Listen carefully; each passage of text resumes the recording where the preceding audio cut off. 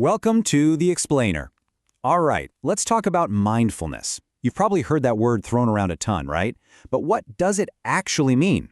Today, we're going to cut right through all the buzz and get to the real deal. What it is, what the science says about it, and most importantly, how you can actually make it work for you.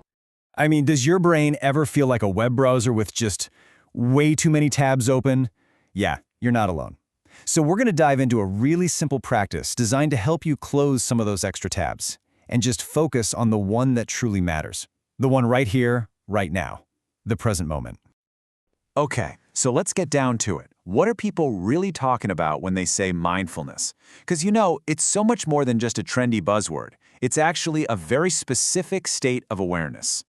And I really want you to pay attention to that last little phrase, without judgment. Seriously, this is the absolute key. Mindfulness isn't about trying to empty your mind or, stop your thoughts altogether. That's impossible. It's more about just observing them, letting them come and go, kind of like watching clouds drift by in the sky, without getting totally swept up in the storm. This quote just hits the nail on the head, doesn't it? It perfectly explains the real-world goal here. You're basically creating a little bit of space, a tiny pause, between something that happens and how you automatically react to it. And it's in that little gap, that tiny moment, that you find a sense of control, a sense of calm. But hey, this isn't just some abstract philosophical idea. Nope. Let's dive into the science. Because researchers have been putting mindfulness under the microscope for years now, trying to figure out its actual real-world effects on our brains and our bodies. And honestly, the list of potential benefits is, it's pretty impressive. We're talking about studies suggesting it can help with everything from lowering stress to managing chronic pain.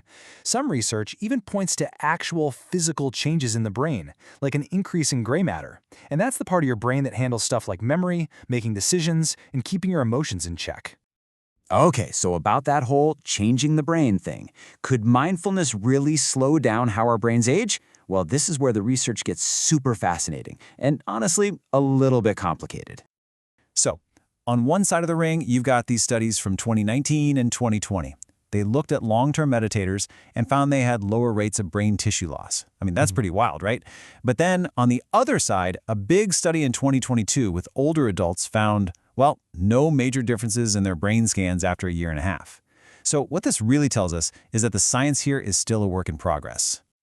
But when it comes to anxiety, the story is a lot clearer. The evidence here is really strong.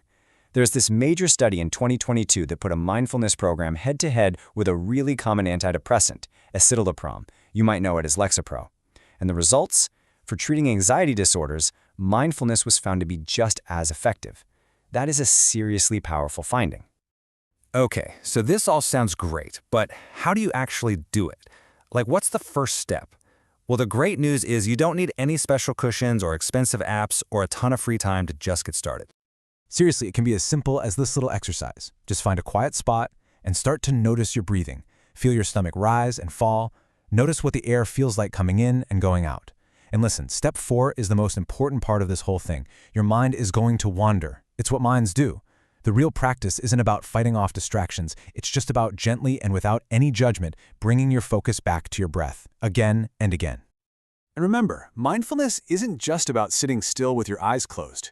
You can bring this into your everyday life. Try doing a little sense check-in right now. What are 5 things you can see, 4 things you can feel, 3 you can hear? You can even do it while you're eating, just paying total attention to the flavor and the texture of your food. It's about bringing awareness to whatever you're doing. Okay, so before we finish up, I just want to add a quick but really important word of caution here. Mindfulness is an amazing tool, it really is, but it is not a magic cure-all. And this is absolutely critical. If you're dealing with something like anxiety, depression, or any other health condition, please always talk to a doctor or a healthcare professional. Think of mindfulness as a powerful sidekick, a great support for your treatment plan, but never ever a replacement for it. It's also just good to keep things in perspective.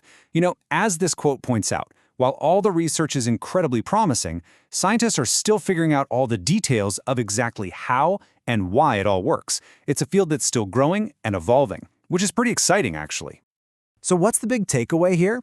Well, mindfulness is a pretty simple, accessible practice with some real science behind it. It's a tool for helping you find a little bit of calm in a world that is constantly screaming for your attention. Which really just leaves one last question for you to think about. What could you notice What might you discover if you just took 5 minutes to give that attention back to yourself?